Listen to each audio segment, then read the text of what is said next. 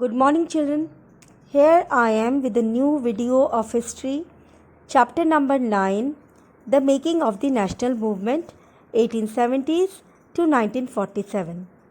Children, in the previous chapters, we have looked at the British conquest of territories and takeover of kingdoms, introduction of new laws and administrative institutions, changes in the lives of farmers and tribal, educational changes in the 19th century, debates regarding the condition of women, social and religious reform, the revolt of 1857, and the decline of craft and growth of industries. On the basis of what we have read about these issues, do you think Indians were really happy with the British rule?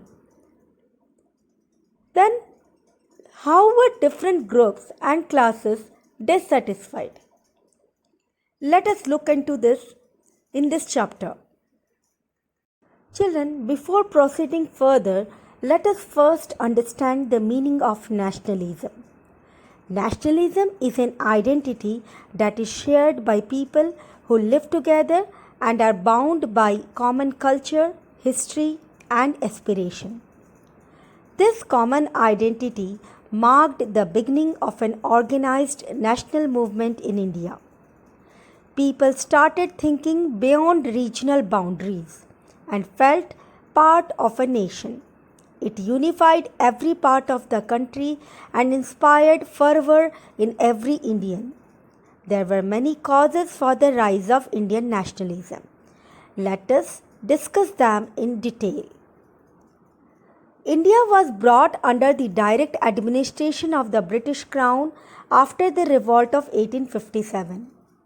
Every Indian was unhappy under the British rule as all the sections of the population were exploited.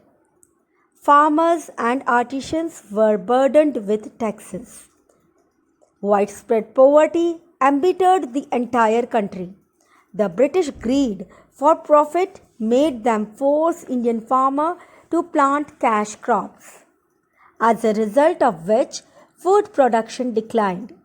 There were frequent famines in which thousands died.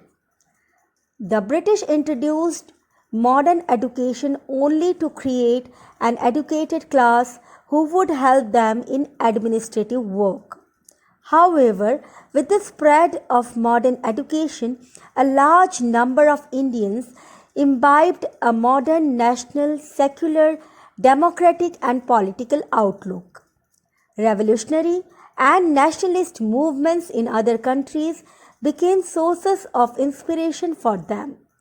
The English language became a medium of communication for the spread of modern ideas amongst the educated. Newspapers in English and local languages voiced the aspirations of the people and became powerful instruments for spreading national consciousness. The British considered themselves superior to the Indians, followed a policy of racial discrimination and arrogance towards Indians. The ICS, which upheld the administration of the country, consisted mostly of Englishmen. Indians could appear for the competitive exams but found it very difficult to get selected.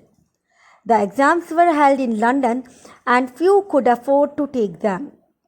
The Vernacular Press Act of 1878 imposed severe censorship on the Indian press, newspapers, and journals. The Arms Act of 1879 forbade Indians to possess arms.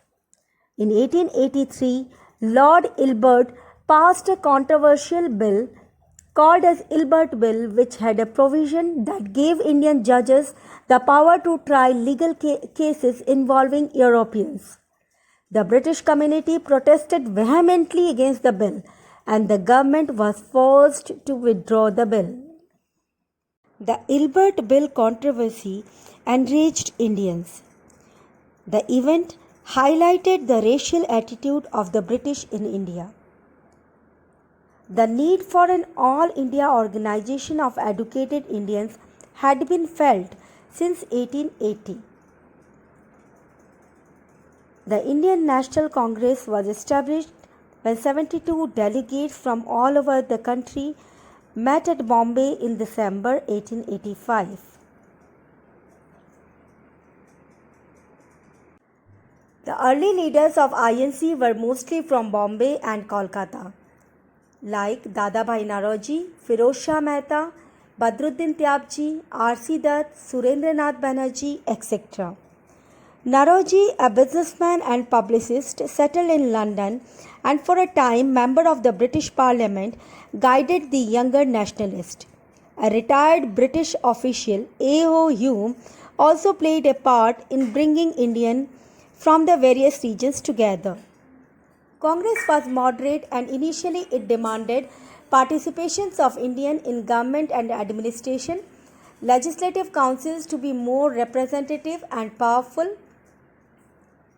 Other demands of the Congress were it demanded high positions for Indians in government, and they also demanded for civil services exams to be held in India along with London.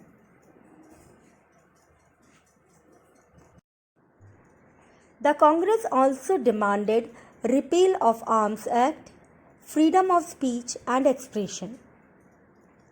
Economic issues raised by Congress were high revenue has led to poverty in India, grain export to Europe has led to food shortage, there was a drain of wealth. So, Congress demanded for cut in taxes, cut in military expenses, more funds for irrigation. It also passed SALT resolution. Children, these are few images of the early leaders of Indian National Congress.